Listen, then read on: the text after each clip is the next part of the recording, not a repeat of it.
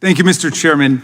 You know, when I was a professor of constitutional law, I used to teach my students that freedom of speech is like an apple, and everybody wants to take just one bite out of the apple. Somebody doesn't like left-wing speech, there's a bite. Somebody doesn't like right-wing speech. Somebody doesn't like feminist speech. Somebody doesn't like sexist speech, and everybody just wants to take one bite. But if we let everybody take a bite, at the end of the day, there's no apple left, it's all gone. So if you want to defend free speech and you want a society that's defined by free speech, you've got to accept even the speech you oppose, the speech that you abhor.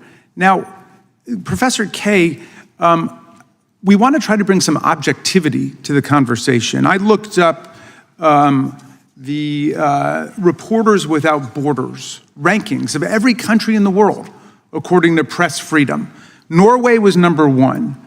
North Korea was number 179. It's like a totalitarian dungeon. The UK was number 20.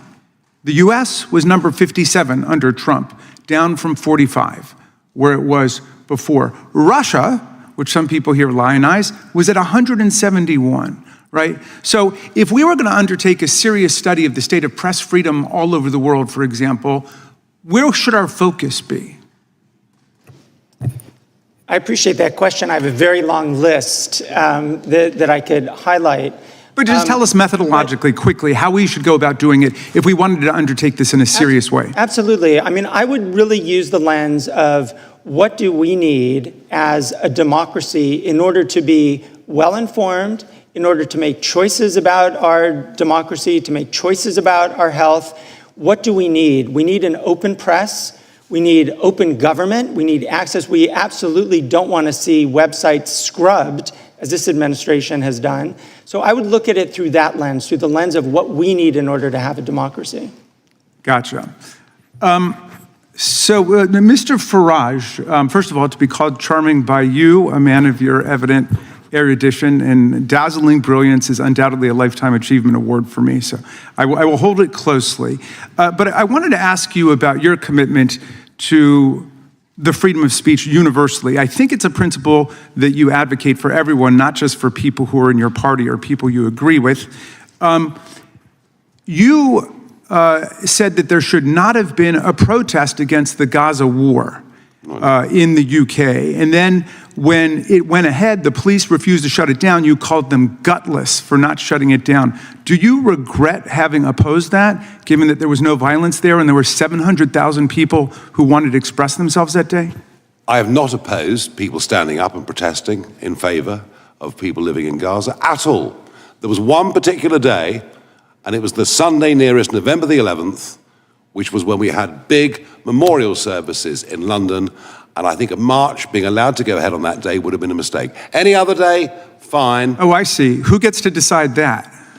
Well, I think actually something that is embedded in the country, something that is absolutely fundamental to vote. That's why we have a written constitution. You might take that idea back to the UK with you. Well, because the freedom of speech applies 365 days a year here under the First Amendment, not 364, 363, depending on some politicians heckling the government and telling them to shut down free speech. We have allowed mass pro-Gaza demonstrations in London, weekend after weekend. No thanks to you. All right, let me change. This was let me try another one. Sensitive day. That's all. I got you.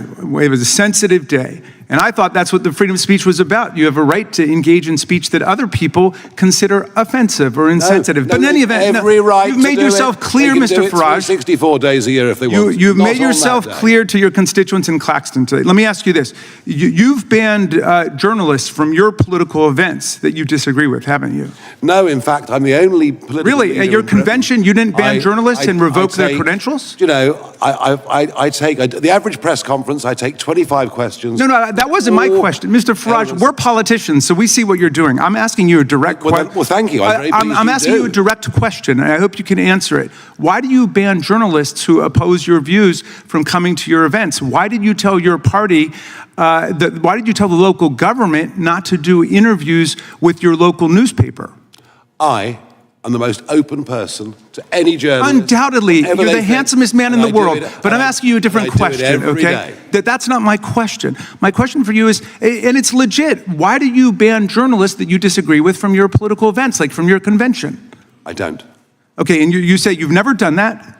I can't think, if I go back the last 25 years, I can't think of banning anybody. But I mean, maybe somebody else did. But look, I see. It was somebody else who did it. I take more questions. All right. From journalists, do you have all any the other objections? leaders added up together. Okay. Mr. Price, let me ask you. You're an honest man. Do you have any objection to the things you've heard about what Donald Trump is doing in the United States of America, going after law firms, for example, banning them from federal buildings and federal courthouses, stripping them of security clearance, saying they can never get federal jobs or contracts because he doesn't like something one of the lawyers at the firm did? Do you think there's a First Amendment problem with that, as our courts have found? There's a lot of information you've put into that. It's good to talk to you again after London. Yeah, have you followed that at all? I haven't. I have to be perfectly honest with you now. Okay, do you have any problems with anything Donald Trump has done with respect to free speech and freedom of expression in America? Or you just haven't followed it? I'm not as well. There are plenty of people here better informed on American matters than I. And we are. So thank you very much. And Mr. Chairman, thank you for your indulgence. I yield back. I think the gentleman, my guess is Mr. Farage takes press questions probably as often as President Trump does. These are two guys who aren't afraid to talk to the press and take any question that comes to them. We've seen that display time and time again. The gentleman from California. Jamie Raskin walked into that exchange with a classroom habit. He teaches constitutional law, and he used one image that should stick with anyone who cares about free speech. He said, free speech is like an apple. Everyone wants to take one bite. Someone doesn't like left-wing speech, so they nibble. Someone else dislikes right-wing speech, so they bite. Someone hates feminist speech, they take a bite. The point is blunt and a little painful. If every bite is allowed, eventually there's no apple left. That image does the rhetorical work of turning an abstract legal principle into something you can see on your kitchen table. That's the heart of Raskin's test. Do you defend the principle consistently, even for speech you loathe? Or do you pick and choose, protecting your allies and cutting out your critics? It's not a hair-splitting academic question. It's about whether the institutions that make democracy possible, a free press, an open public square, impartial rule of law, survive. Raskin then pushed the conversation beyond the metaphor. He pulled up international press freedom rankings as a way of measuring what actually works in the real world. He named Norway at the top, North Korea at the bottom, the UK up near the top, and then the US, which he noted fell in the rankings under Trump. That's an important move because it shifts the debate from slogans about free speech to empirical consequences. Rankings aren't perfect, but they try to capture real things, whether journalists can investigate without fear, whether governments publish essential information, whether public interest reporting gets shared rather than scrubbed. If you care about democracy, these are the signals you watch. So then he turned to Nigel Farage. Farage markets himself as a free speech defender, but Raskin calls attention to the friction between the slogan and the practice. Farage said a mass pro-Gaza protest should not have been allowed to march on the day nearest Remembrance Day, and he called the police gutless for letting it go ahead. He argued it was a sensitive day. That's the moment to test the apple metaphor. Do we say some days are sacred sanct, and on those days certain voices must be silenced? Or do we accept that the First Amendment in the U.S. was designed to protect expression even when it's offensive, and even when its timing is provocative? There's a legal architecture behind that instinct.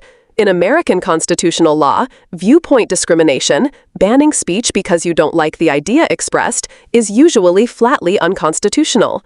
Prior restraint, meaning government action that prevents speech before it happens, is heavily disfavored. The state can impose time, place, and manner restrictions, but those have strict requirements. They must be content neutral, narrowly tailored to a significant government interest, and leave open alternative channels of communication. Those are not easy boxes to tick if your motive is political convenience.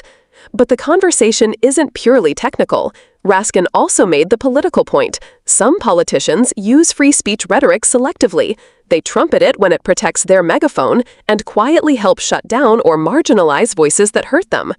Raskin pressed Farage about banning journalists from events and revoking credentials, behaviors that look very different from a principled commitment to an open press.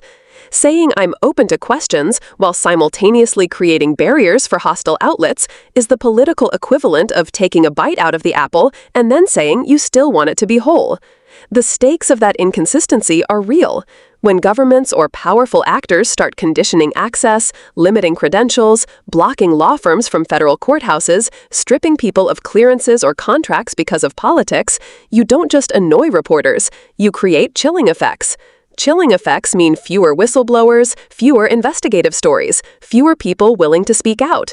The information the public needs to make democratic choices gets filtered, delayed, or lost. Democracy doesn't die with a bang. It erodes in clicks and closed doors. There's also an important difference between a tradition and a constitution. Raskin pointed out that the U.S. has a written First Amendment that protects speech day in and day out. The UK, by contrast, has a different constitutional structure and a stronger tradition of balancing speech against other social concerns.